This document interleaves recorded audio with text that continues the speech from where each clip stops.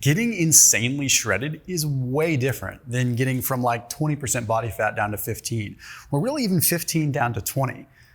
Who are we to think that it would be the exact same? It's kind of obvious when you think about it. Our physiology changes, our fuel substrate, our utilization of fats and carbs kind of changes as our body fat changes, our levels of inflammatory cytokines change. So of course, what we would do would change.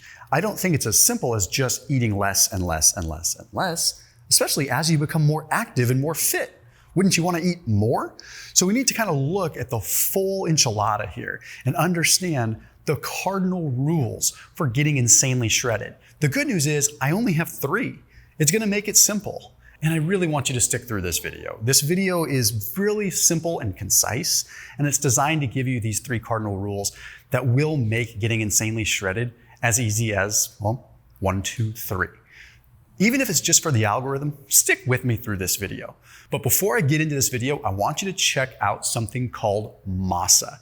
This is the most unique kind of chip I've ever seen. And before you think, oh my gosh, it's a processed food, trust me, it's not. This is different. MASA uses what is called nixtamalized corn, which means it's something that the ancient Aztecs used to do. So they take corn, maize, and they actually soak it. So it somewhat sprouts, almost fermented in a way, in like an alkaline solution.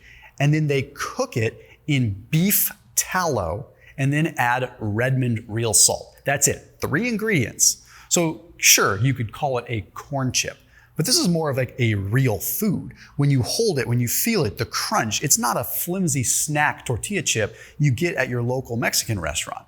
This is a real, solid, thick, fermented corn, nixtamalized corn with tallow chip. Now, you may or may not know, but seed oils are going to oxidize. They're going to break down and denature and go through peroxidation when they're heated to high temperatures. You're not supposed to fry in them. Tallow is really what you should be frying in. It's stable. It can get to a high heat, but it also gives us a real unique flavor. So you essentially create what the ancient Aztecs had as their corn chip. You've developed yourself an actual carbohydrate food, not a snack, not a salsa delivery vehicle. You can eat these things on their own. I don't feel bloated after I eat them. I don't get that face puffiness. I don't feel lethargic. So something's happening there. The cool thing is the same company that makes these MASA chips also has a company called Vandy, which has done the same thing with potatoes. Potatoes, tallow, and salt. That's the way that it should be. You can live your life, enjoy it, but have the real ingredients you're looking for. So I put a link down below. So that is in the top line of the description underneath the video. So this first cardinal rule is going to come as no surprise, but it's also very, very, very important. So please don't click off this video thinking it's going to be the most basic thing. I've got really good scientific literature. The leaner you get, the more important protein matters. Let me say that again. The leaner you get, the more important protein matters. So you have to increase your protein intake the leaner that you get. Because as you get leaner and you try to get more and more shredded, your body has less and less reserve to pull from. So the risk of it pulling from muscle is higher. The leaner that you get, the higher the risk of burning muscle. And that doesn't mean that you just add more calories or add more carbs or more fat. The simplest thing is you add more protein, because protein can allow you to be in that deficit without sacrificing muscle mass. It's that simple. There's even a thing called a protein-sparing modified fast, which I've done videos on. It's how I get down to 5% body fat sometimes. It's where I'm really restricting carbs and fat and just going relatively low calorie, but very high protein. Because yes, calories matter, but the other macronutrients matter as well. We're going to talk about some other things here in just a second, but the most important piece is the leaner you get, you inch that protein up. You might be north of 1 gram per pound of body weight, and that's totally fine. The second cardinal rule comes from a meta-analysis that was published in the Academy of Nutrition and Dietetics. It was a 13-study randomized controlled trial, and it showed us a lot. What it showed us is that quick, aggressive bouts of caloric restriction are highly effective once you get leaner.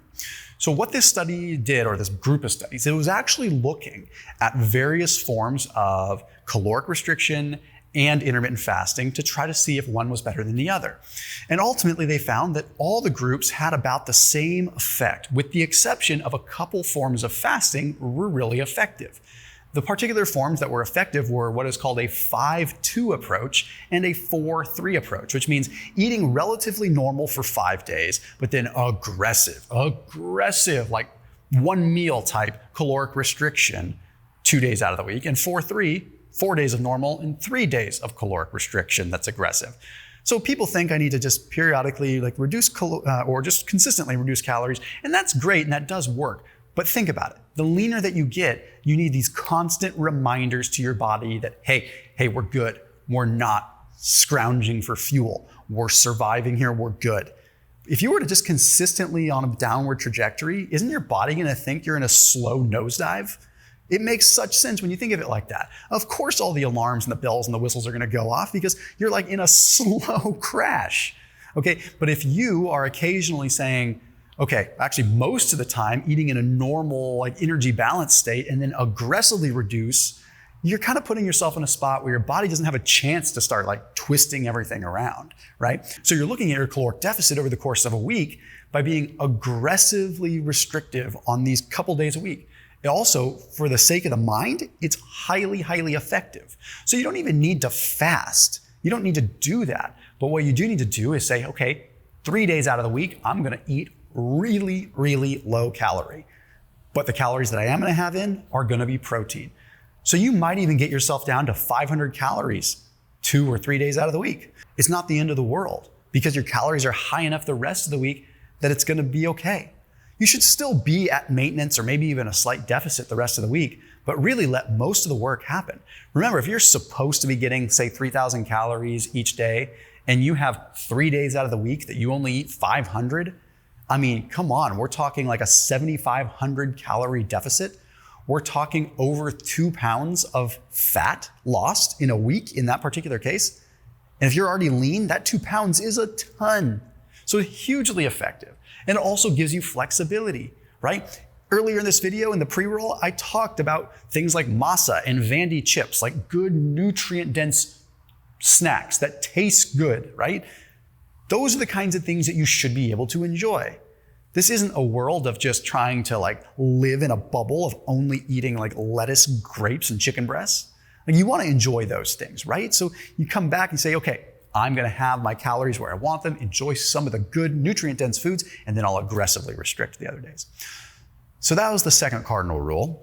The third cardinal rule tells us even more. Now, the more that you get lean, the more optimization matters. Does someone that's 30% body fat need to worry about their meal timing a whole lot? I mean, it could help, but not going to help as much as someone that's trying to squeak that extra few percent, right? So the leaner that you get, the more optimization matters. So insert cardinal rule number 3. This comes from a study that was published in the journal Obesity. And it was cool because it actually put people in a legit metabolic ward. It measured everything when they're in a metabolic ward. It measures when they're breathing, their respiratory quotient, how much carbs they're oxidizing, how much fat they're oxidizing, their total energy expenditure. It's as close to a rodent model study as you could possibly get. And the idea behind this obesity journal study was to look at what the difference is between someone that eats the same amount of calories at one time versus another time. So they had subjects eat between the hours of either 9 a.m. and 7 p.m. or 1 p.m. to 11 p.m. Both groups went to bed at 11:30. So what they were looking at was proximity of food to bedtime, but also disruption of circadian cues. So eating after dark. Well, guess what? The post-meal respiratory quotient was significantly higher in the group that had the later meal. That means, in human terms, that they were oxidizing carbs, not fat. The group that stopped eating at 7 p.m., which is not unreasonable, ended up oxidizing significantly more fat as a percentage. So if calories are calories, and all calories are equal at the end of the day, wouldn't you rather burn more calories from fat than calories from carbs? Isn't that kind of interesting? We start the day a little bit more insulin sensitive in terms of muscles, which means that if you're moving around, those carbs that you eat are going to get sucked up. But if you're having them later in the day and you're inactive, then they have a likelihood of possibly making it so that you burn less fat. But Thomas, you've said in other videos that carbs in the evening are okay. They are, 7 p.m., just like this study. They didn't cut out carbs. They still had their carbs. They just had them a few hours before bed, and they had their entire meals shifted earlier. So, well, what about intermittent fasting? I thought fasting was cool. Fasting is fine, but you're not doing it every day. You could also skip dinner as a form of fasting. And what about the 5 days out of the week or the 4 days out of the week that you're not fasting based on cardinal rule number 2, right?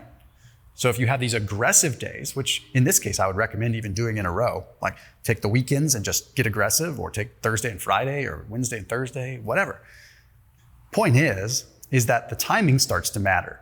And the further that you can eat from bed, the more fat you will oxidize overnight.